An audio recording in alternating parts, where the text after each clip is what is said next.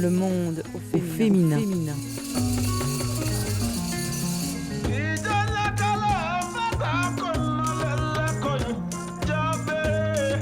Le monde au féminin. Féminin.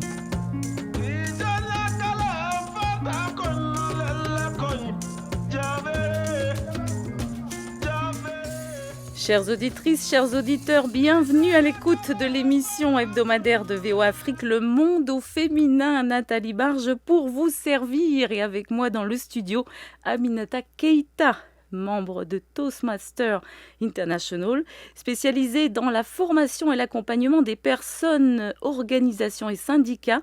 Vous êtes fondatrice de CAP, le Centre d'accompagnement personnel et professionnel, vice-présidente de Lead Africaine, qui encourage notamment l'autonomisation des femmes. Un grand merci d'être avec nous.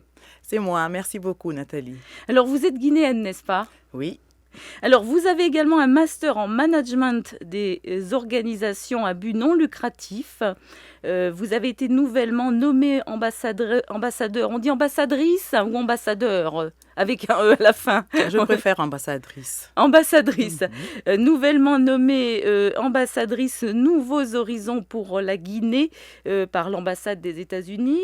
Vous avez récemment formé des leaders de district. Alors vous êtes notamment responsable du district 94, c'est ça ? Je suis responsable de la qualité des programmes et donc de la formation des leaders du district. De tous les leaders. Afrique de l'Ouest et Afrique centrale. Ok. Donc à Toastmasters International à Denver, dans le Colorado, ça a eu lieu ces formations. Et moi, j'ai remarqué, on va commencer par ça, que sur 9 chefs de district, seulement 3 femmes. Oui. Donc, vous-même, vous êtes vice-présidente de Lead Africaine. C'est une ONG qui agit en ce sens. On peut dire au passage que la présidente, c'est Georgette Zamblé. Donc, il s'agit de l'autonomisation des femmes. Vous pouvez nous en parler ? Oui, merci. Lead Africaine, pour commencer, est une organisation de jeunes femmes leaders. Nous sommes connus à Toastmasters, 10 femmes leaders qui ont décidé de mettre à contribution leurs compétences au profit de femmes. Ah, donc ça vient des dames de Toastmasters. On s'est rencontrés à Toastmasters, tout à fait.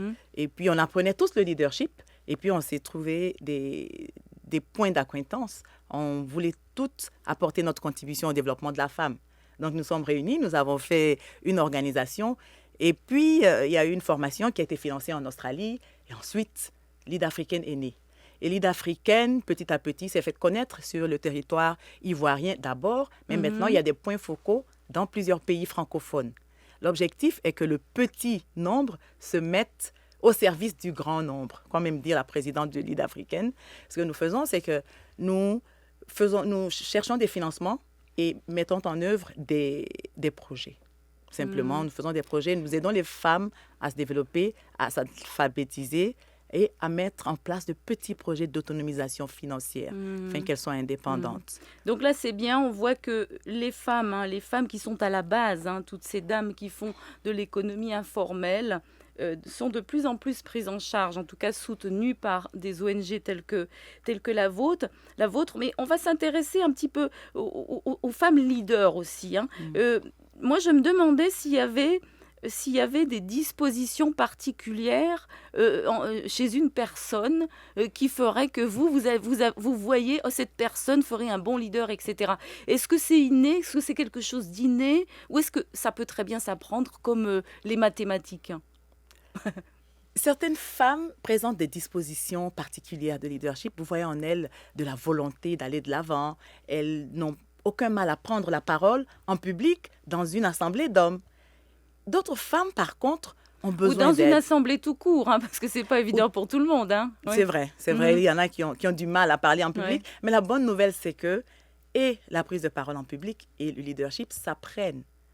Cela s'apprend et des gens ont besoin simplement d'un petit coup de pouce. Il faut qu'ils sachent, il faut que les personnes sachent que cela s'apprend. Toastmasters est un bon cadre, mais en dehors de Toastmasters, des organisations comme Lead Africaine, justement, aident les femmes à développer leur estime de soi, même leur confiance en soi, parce que la confiance en soi est à la base de tout. Donc, ce que nous faisons, nous les accompagnons. Même les femmes candidates en politique, vous savez, aujourd'hui, les femmes sont au bas de la liste On va des en parler candidats. tout à l'heure. Mais avant, je voudrais savoir quelles sont, selon vous, les caractéristiques d'un bon leader.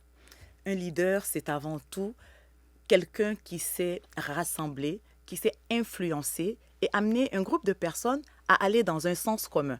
Donc, accomplir une vision qui est partagée par le leader, tout simplement. Donc, il s'agit d'accompagner et d'influencer. Mais pour accompagner, il faut communiquer sa vision. D'où l'importance de la prise de parole en public Et la de la confiance en soi et la Mhm. communication, Mhm. bien sûr. Parole de femme.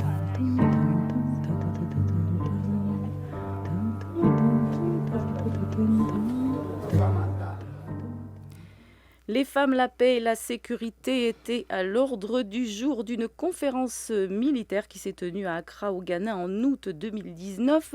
Les experts affirment que la présence accrue de femmes dans les forces de maintien de la paix rendrait les missions donc plus efficaces et permettrait aux civils de se sentir plus en sécurité lorsqu'ils dénoncent des violations.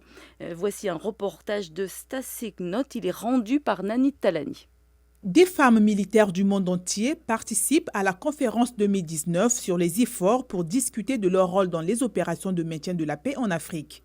Vita Nyekanga, adjudante de l'armée ghanéenne, a servi dans des missions onusiennes en Afrique et au Liban. Elle affirme que les femmes se sentent généralement plus à l'aise pour parler à d'autres femmes.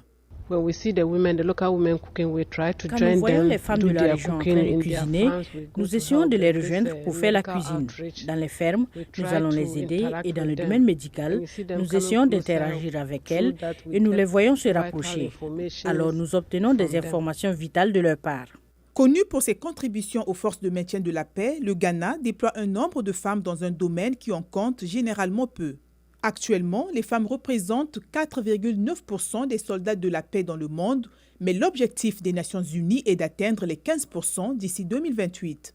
Des études montrent que la présence de femmes dans les opérations de maintien de la paix améliore l'efficacité de la mission et entraîne une plus grande fréquence de signalement des violences sexuelles ainsi que des niveaux moins élevés d'exploitation et d'abus sexuels.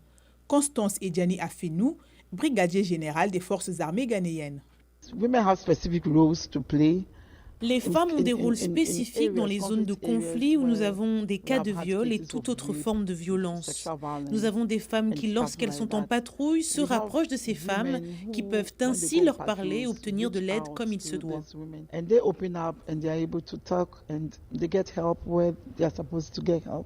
Ces dernières années, il y a eu de nombreuses allégations selon lesquelles des soldats de la paix avaient abusé sexuellement de civils dans des zones de conflit en Afrique. Les Nations Unies ont alors lancé un programme visant à améliorer les performances et le comportement des casques bleus en mettant l'accent sur le leadership, la responsabilité et la nécessité d'augmenter la présence des femmes au sein des missions de maintien de la paix.